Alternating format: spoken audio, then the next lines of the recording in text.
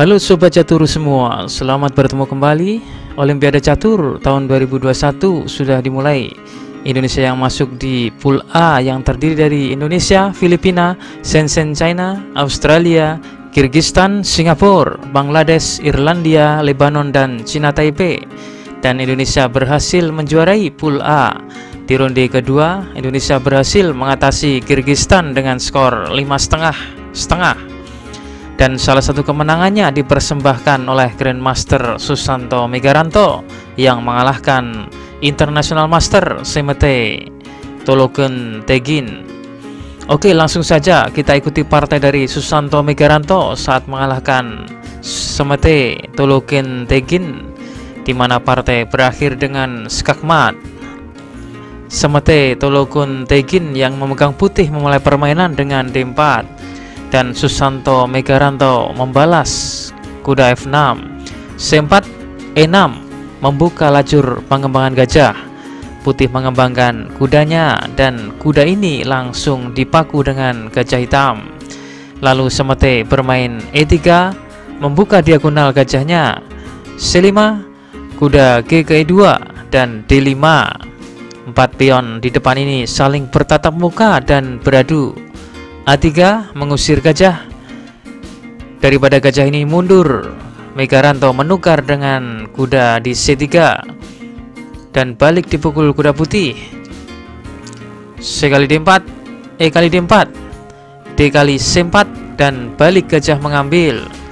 Kuda C6 menyerang 2 kali pion dan gajah ke E3. Santo rokade pendek dan Semete juga melakukan rokade pendek. B6, Susanto bermaksud mengembangkan gajahnya ke B7 karena di diagonal lain telah tertutup pionnya sendiri, ya tertutup pion E6. Putih melanjutkan menteri ke F3 dan gajah ke B7 mengancam discover attack ke menteri putih, sehingga menteri putih ini bergeser ke G3. Kuda E7, gajah D3, kuda F ke D5, gajah G5 melakukan pin dan F6 mematahkan pin. Gajah H6, putih mengancam mat di G7. Santo membackupnya dengan benteng dan gajah mundur ke D2. Menteri D7, benteng F ke E1, kuda F5 menyerang menteri dan menteri ke H3. Sekarang di posisi ini putih mengancam dengan pengorbanan benteng ke pion E6. Setelah menteri memukul, lalu dilanjutkan gajah pukul kuda dan ada ancaman menteri dan pion H7. Serangan berbahaya. Segera Susanto membuat langkah preventif. H6, benteng A ke D1, benteng D8. Lajur D menjadi padat ditempati oleh biji-biji catur dan hanya menyisakan petak D6 yang kosong dari biji catur. Gajah B1, kuda D ke E7, gajah A2 menyerang pion E6 dan kuda ke D5. Gajah C1 membackup pion pusat dan Santo memainkan rajanya ke F8. Kuda E2, benteng C8, benteng menduduki lajur terbuka C. Kuda G3 dan kuda kali G3 dan H kali G3. F5 dijawab G4, F kali G4 dan balik menteri mengambil. Benteng F6, benteng E2. Putih bermaksud menumpuk bentengnya.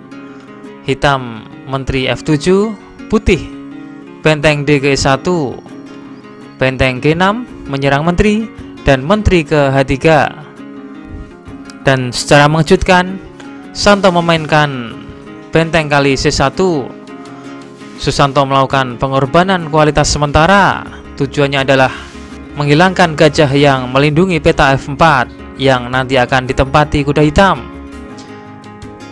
Benteng kali C1, kuda F4 menyerang menteri dan benteng. Menteri E3, kuda yang menjadi pendobrak bagi hitam. Dua pilihan kuda hitam dalam menghantam pertahanan putih. Bisa memukul benteng, bisa juga memukul pion G2. Mana yang akan hitam pilih? Akhirnya hitam memilih kuda kali G2. Ya, hitam memilih pion sekaligus menyerang menteri G5, dan kuda G3 discover skak oleh benteng. Raja H2, benteng G2 skak. Bila raja ke pojok, maka hitam akan menang dengan discover skak sekaligus mendapatkan menteri, sehingga di partai aslinya raja ini ke H3 dan dilanjutkan oleh Santo menteri ke F3 skak, raja H5, dan Santo mengakhiri dengan skak mat.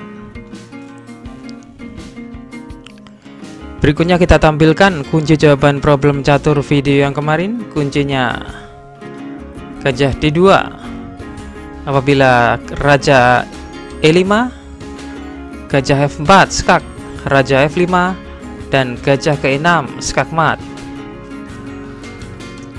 Atau apabila raja ke E7, maka benteng ke C7 skak.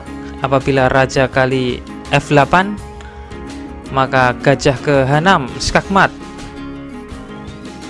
Di sini apabila raja ke D6, maka gajah ke F4 skak mat. Di posisi ini apabila hitam menjalankan F5, maka gajah B4 skak, raja E5, dan kuda D7 skak mat. Dan berikutnya kita tampilkan problem catur terbaru. Silahkan dipelajari dan kunci jawabannya akan saya tampilkan di video selanjutnya.